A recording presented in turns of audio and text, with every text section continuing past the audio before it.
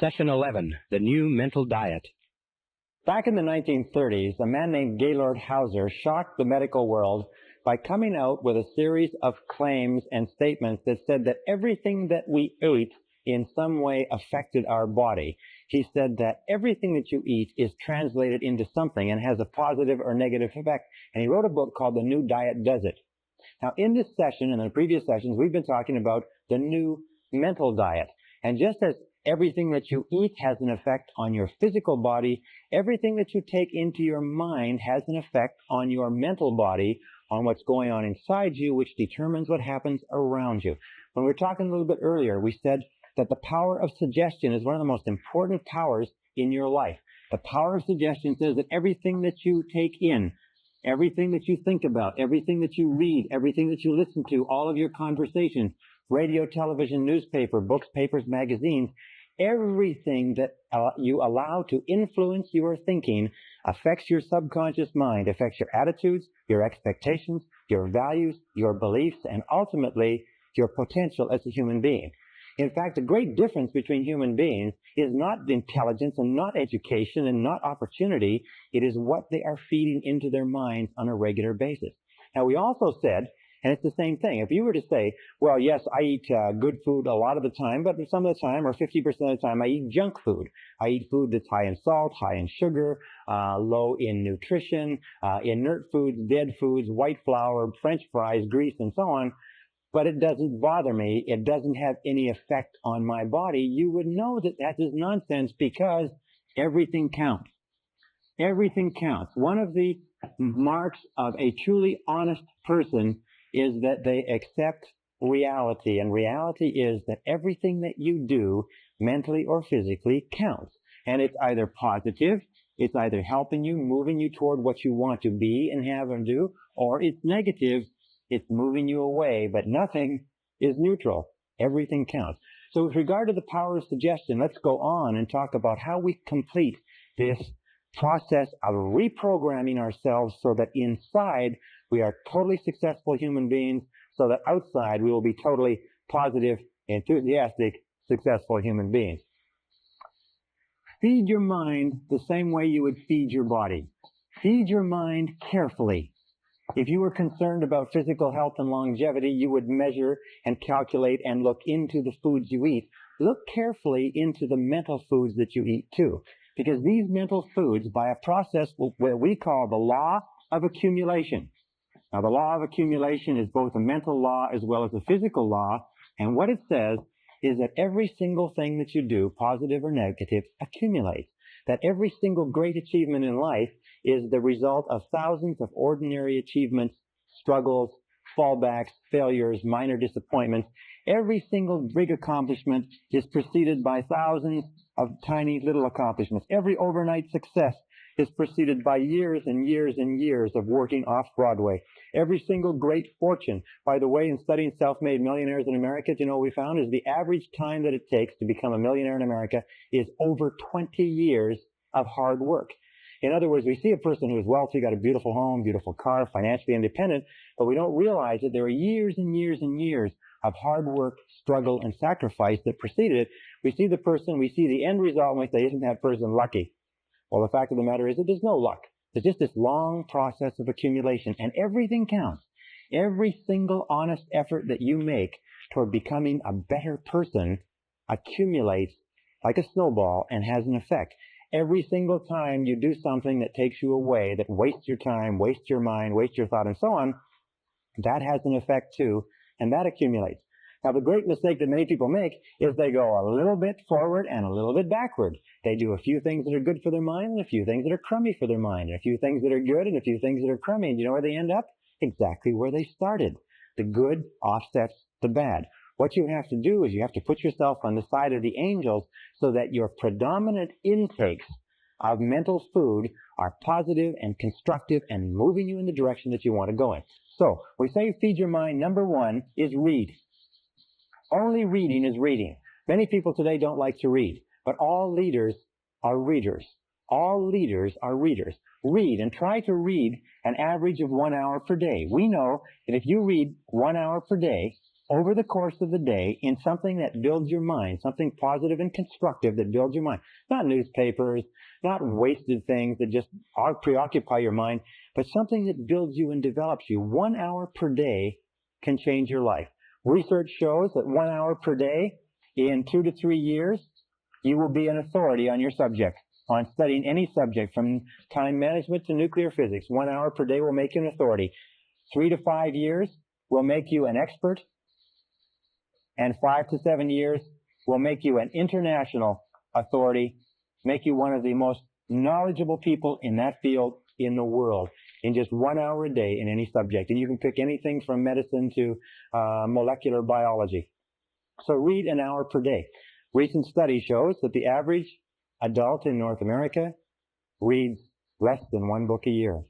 That 58% of adults in the United States and Canada never finish a nonfiction book after they leave high school. When they leave high school, you know what they say? Or they leave university, they say, thank heavens this is over. I'll never read another book as long as I live. And they can't understand why they stopped growing. It is only reading that causes your mind to stretch and grow. Conversation is good. Listening is good. Courses and classes are good. Watching videotape instruction is good, of course. But only reading is reading, and there's no substitute. People say, well, I'm not a good reader. I didn't learn to read well in school. Good. Then set that as one of your goals to become an excellent reader. In 1 year of remedial reading at an evening course, you can be reading 300, 400, 500 words a minute, and it will change your life. In fact, according to the Gallup organization's poll on who's who in America, the Great American Success Story, they found that the top people, the top 1% in this country, read an average of 12 nonfiction books per year. That means that you can join the top 1% in the nation by simply reading 1 book per month. 1 nonfiction book that develops your mind and expands your ability to think in a subject that interests you. 1 book a month will put you in the top 1% in a very short period of time. If you were to read 30 to 60 minutes each day, as I'll recommend later, 30 to 60 minutes each day would translate into a book per week. A book per week would translate into over 50 books a year. Now just imagine if you were to read 50 books a year for the next 10 years. How many books would that be? That would be about 500 books if you can work it out. Now let me ask you a very simple question. Do you think that if you read 1 book a week for the next 10 years, in a world where the average person reads less than 1 book a year, do you think that would give you the edge? Do you think that would affect your life in any way? Do you think that would change your career and your income? Do you think it would change your environment? Do you think it would change everything that goes on around you? You bet your bippy it would, because by the power of suggestion, by feeding your mind with new information, 500 books in 10 years will transform your life in such a way that you will never be able to recognize it. All right, the next thing with regard to feeding your mind is listen to tapes. The discovery of audio cassette learning has been considered the greatest single advance in education since the discovery of the printing press, or the invention of the printing press.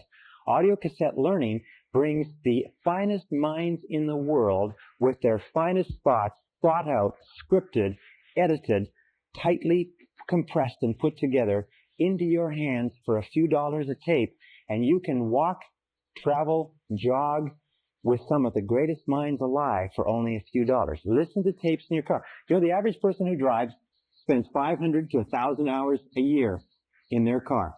500 to 1,000 hours a year. The majority of those people sit there and listen to the radio. As we call radio, with all due respect to people in the radio industry, it's called chewing gum for the ears.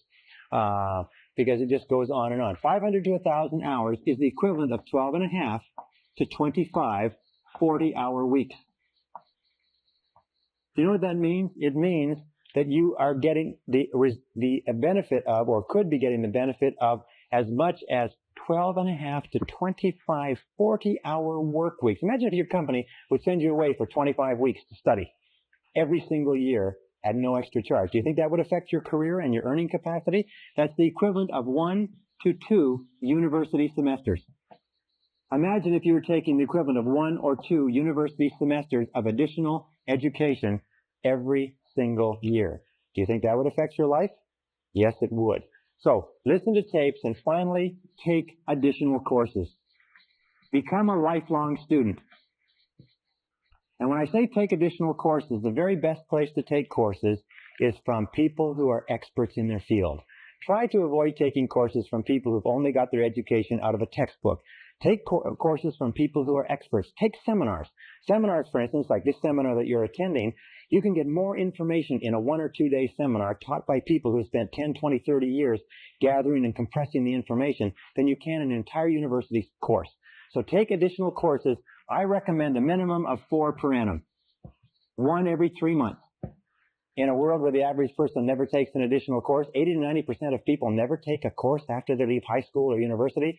If you take 4 per year, listen to tapes in your car and read on a regular basis. And by the way, where do you get the time for reading? Just don't read so much newspaper. Simple as that. Just cut back on the newspaper a little bit and expand the amount of self-development reading that you do. Where do you get time to listen to tapes? Just don't listen to so much radio. I'm not saying don't listen to the radio at all, but just don't listen to so much of it. Where do you get time to take additional courses? Instead of sitting around on the weekends, take a course. Instead of watching television in the evenings, go and take a course. But remember, the clock is running. If you want to get to the top of your field, if you want to be a leader, if you want to be a star in your field, knowledge is power. Knowledge today is more important than anything else. Knowledge is the great power in our society, and the more knowledge you have, the more practical knowledge that can be put to purposes that can help other people and benefit yourself and the people around you, the more knowledge you have, the more power you will have, the more self-esteem you will have, the more status, the more position, the more security, everything. The most insecure person in our society is the person who has stopped learning and growing, and they know it. All right. By the way, one other thing. According to the Harvard studies, one of the keys to self-motivation is perpetual growth. As long as you're growing and learning and feeding your mind with new material, you will be continuously motivated exactly as if you were taking psychological vitamins. As soon as you stop growing, you start stagnating. When you start stagnating, your self-esteem goes down, your energy level goes down, your health level goes down, you become prone to more diseases, and so on and so forth. So as long as you're learning and growing, you'll be vital physically and mentally. The next part of feeding your mind is what we call the reference group. Or put it another way, get around the right people. Get around the right people. Now, getting around the right people simply means this, is that when we talked about the power of suggestion, we said that about 85 to 95% of all of the influences in your life, all the reasons you do anything, is because of suggestive influences around you. Not only physical suggestions, the weather, the heat, the cold, and so on, but also the emotional suggestions, the impact of the people you associate with. And the more you associate with people, especially people in your family, people in your close social circle, people that you work with, the more you associate with these people, the more of an impact they have on your thinking and on your future. David McClellan found at Harvard University after 25 years, he found that the choice of a reference group was one of the key determinants of success or failure in life. Now, a reference group are the people that you identify with. Remember we talked about identification? The people that you consider yourself to be one of. It's as simple as that. Who do you identify with? Well, let me give you an example. I was reading the story of a self-made millionaire not long ago, and he had started off as a young man when other kids were collecting baseball cards or football cards or hockey cards. He became fascinated with executives of Fortune 500 corporations. So he began reading his father's Business Week, Newsweek, Fortune magazine, Wall Street Journal, and he began keeping files on executives who were in the news. And he began to identify with those executives. He began to think about being in a Fortune 500 corporation, and he began to think about being an executive in a Fortune 500 corporation at a time when some people were thinking about being hockey stars or baseball stars. The interesting thing was that as he grew up, this directional mechanism, this role model, this reference group that he identified with began to affect what he read in school, what he studied, how much he applied himself, how hard he worked, what companies he went to work with, what company he went to work with when he came out of high school and university. And by the time he was 25 years old, he was an executive of a Fortune 500 corporation, one of the youngest executives of a Fortune 500 corporation in business history, but it's because he started at the age of 12 identifying with those. Question, who do you identify with? Now, whoever you identify with today, one of the things you have to ask yourself is, who would you like to be like? Who do you want to identify with? And then you start getting around the right people. The starting point of getting around the right people is to start to read the magazines that they read. If you want to be a successful person in business, read successful business magazines. If you want to be a top salesperson, Read successful sales magazines, marketing magazines, books written by top salespeople. If you want to be a successful executive, if you want to be a successful marketer, if you want to be a successful parent, then begin getting around these people through their writings, through their tapes, and through their courses. The other thing is to seek them out and begin to associate with winners. As we say, fly with eagles.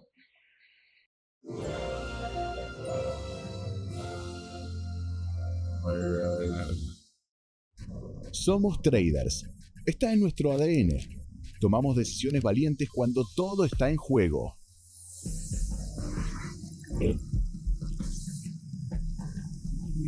Nacimos para prosperar en el caos, para mantenernos firmes mientras otros se derrumban, para luchar en el terreno más grande que existe, los mercados. Y para saber que pase lo que pase, el dinero es nuestro. Nacimos para esto. XNES, Born to Trade. Now let me make one point here that's absolutely critical. It is simply this, is that if you scratch with the turkeys, you can't fly with the eagles. That if you spend time with losers, you will be a loser yourself.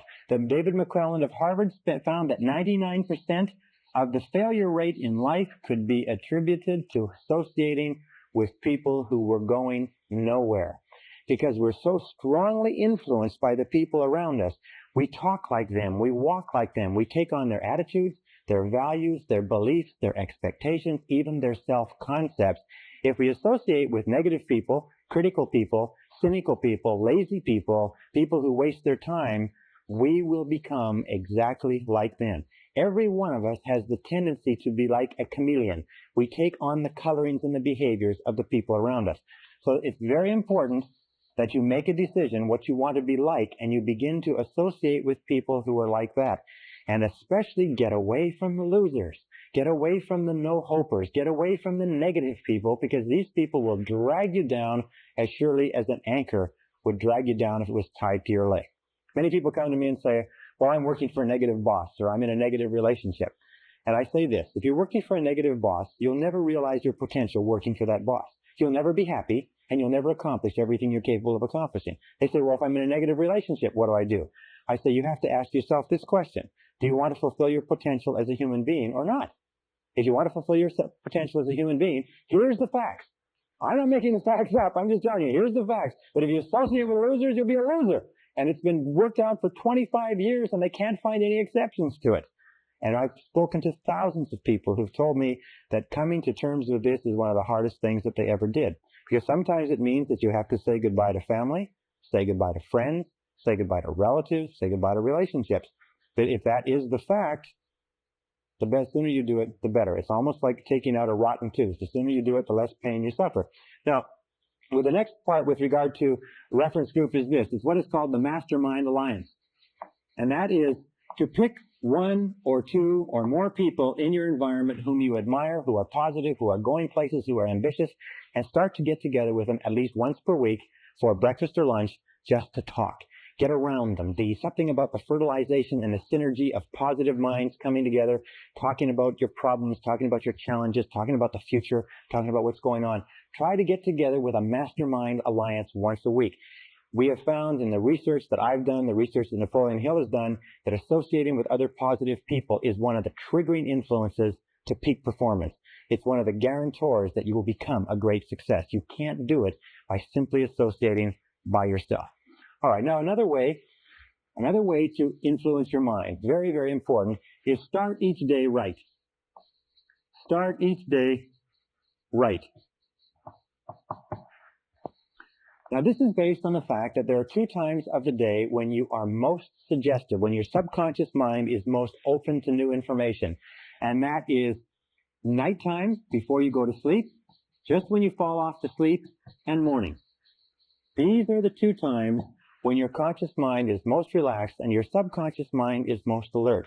So you must use these times as what we call key programming opportunities to put new information into your mind. And this is what I suggest you do, and it's very, very powerful. Before you go to sleep at night, feed your mind with a stream of messages consistent with what you want to be and have and do the next day. In other words, program yourself for the next day, the same way you'd program a computer. And what I do is I lie down, and I close my eyes, and I say, I wake up in the morning, present tense, and I feel terrific. I wake up in the morning and I feel terrific. I wake up in the morning, I feel wonderful. I feel full of energy. I believe tomorrow is going to be a great day. I wake up in the morning and I feel terrific. And then when you get up in the morning, the first thing that you say, the first thought that you program into your subconscious computer is, I feel terrific. I feel terrific. I feel terrific. I feel terrific. I feel terrific.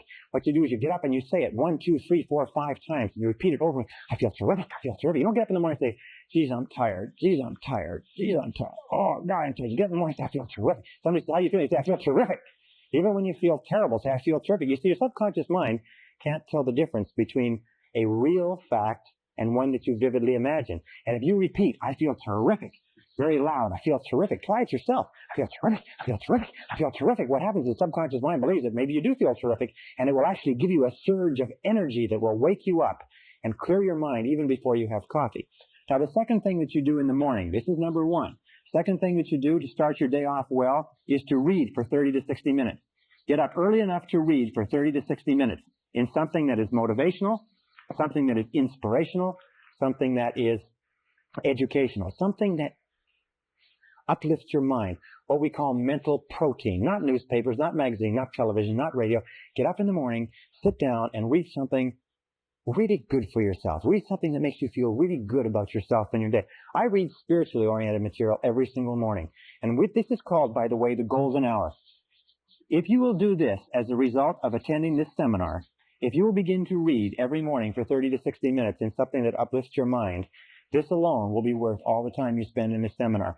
This habit of using the golden hour, the first hour in the morning when your mind is wide open to new information, using it constructively, is one of the most powerful success techniques I've ever found in my entire life. I've had hundreds of people come back to me and say this has changed their life. Just getting up a little bit early so you can sit and read quietly. You will become so addicted to using that golden hour that you will not be able to do without it. Even if you have to get up tired, even if you have to get up long before you have to go to work, get up and milk that golden hour. Fill your mind full of rich mental protein, beautiful thoughts and ideas. Uplift your mind and you'll find that your whole day will go better.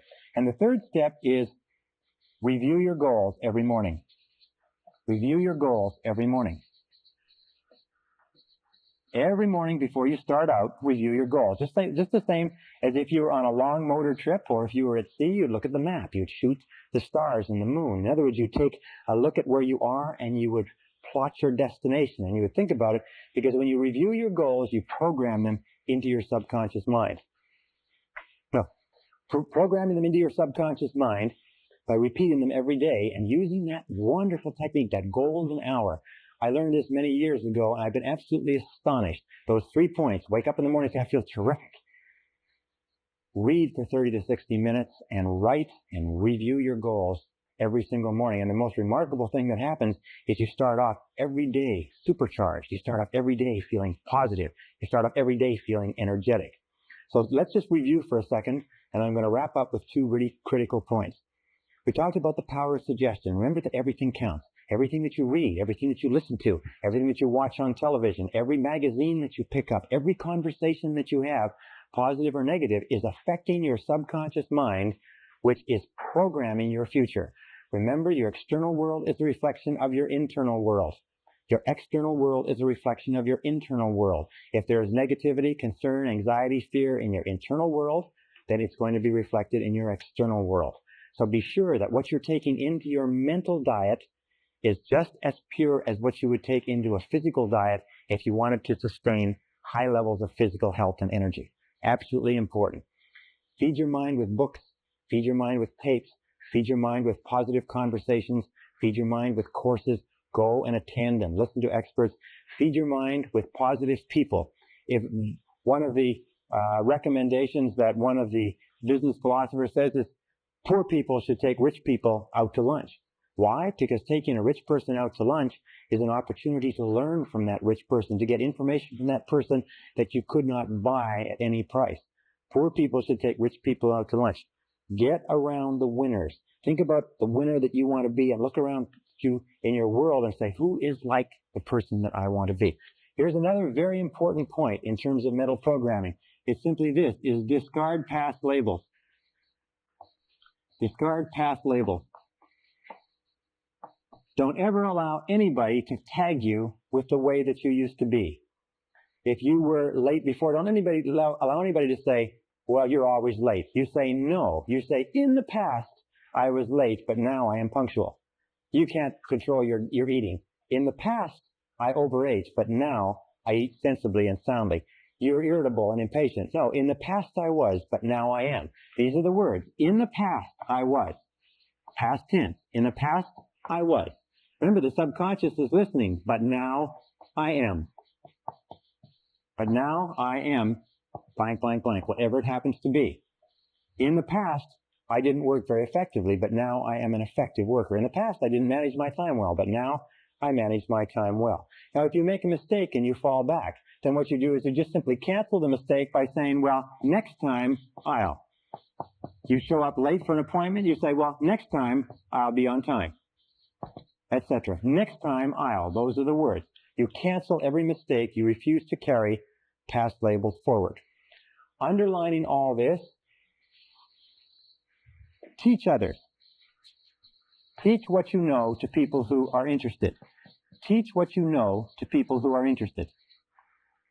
Because remember, you become what you teach.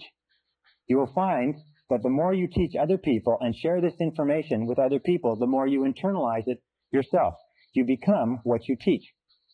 Does this material work? I can tell you, yes, it does work.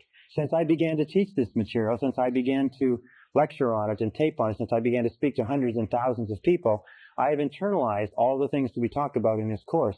And everything that I talk about here when I first began teaching, I hoped it worked. I thought it worked. I sort of believed it worked.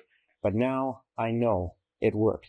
Having taught it, I've internalized it. Having internalized it, I have seen examples of every single bit of this. Back everything that you do with confident expectations. An attitude of confident expectations is the mark of the truly healthy personality. Remember we talked about the power of expectations? An attitude of confident expectations means that you confidently expect good things to happen. You have an attitude of positive self-expectancy. You become what W. Clement Stone calls an inverse paranoid. An inverse paranoid, as you know, a paranoid is a person who is convinced that the world is out to get him, that the whole world is conspiring to get him. An inverse paranoid is a person who is convinced that the world is conspiring to do him or her good. So become an inverse paranoid. Be absolutely convinced that the world has got a plot out there. It's plotting to do you good. It's plotting to somehow get good to you, whether you like it or not. That no matter what happens, look into it for the good. No matter what happens, this is the key to becoming an inverse paranoid. Look for the good. Expect the best and look for the good. Expect the best and look for the good. Ralph Waldo Emerson said that the measure of a healthy personality is your ability to look for the good in everything around you, your propensity to look for the good. You have to ask yourself, how much of the time do you look for the good? How much of the time do you expect the bad? The degree to which you look for the good is the degree to which you are healthy as a human being. And finally, remember this.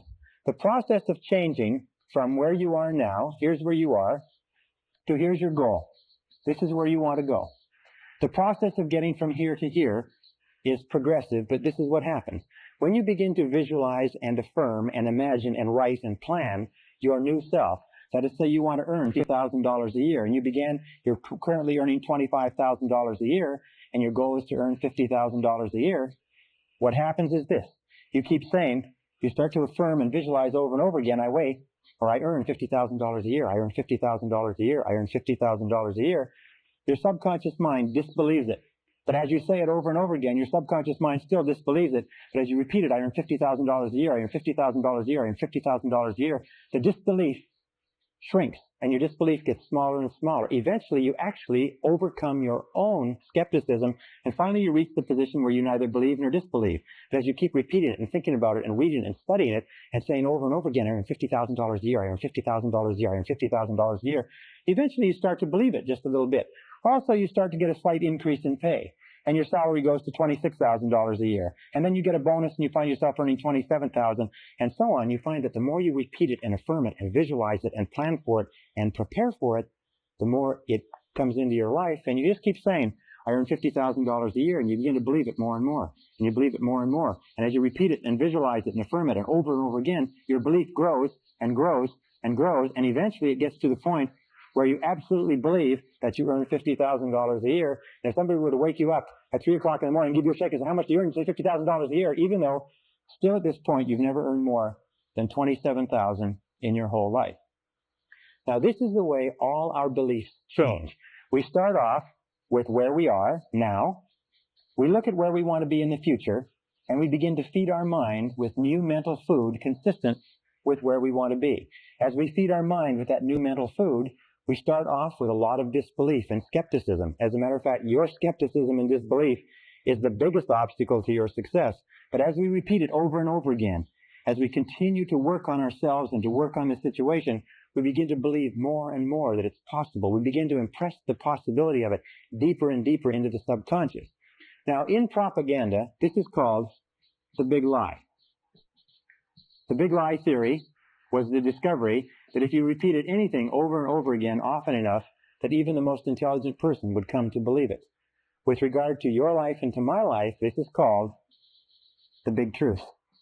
The big truth is that you can be, have, and do anything that you want if you want it badly enough and are willing to make the efforts. That anything that you can hold in your mind on a continuing basis, you can be, have, or do. You will become what you think about. Your only job is to make a very, very clear decision about the person you want to be, the things that you want to have, the goals that you want to accomplish, and then make sure that you feed your mind continuously, day by day, week by week, hour by hour, with words, pictures, images, ideas, thoughts, and information consistent with your goals and your ideals. Keep your mind on what you want, keep it off of what you don't want, and everything is possible for you.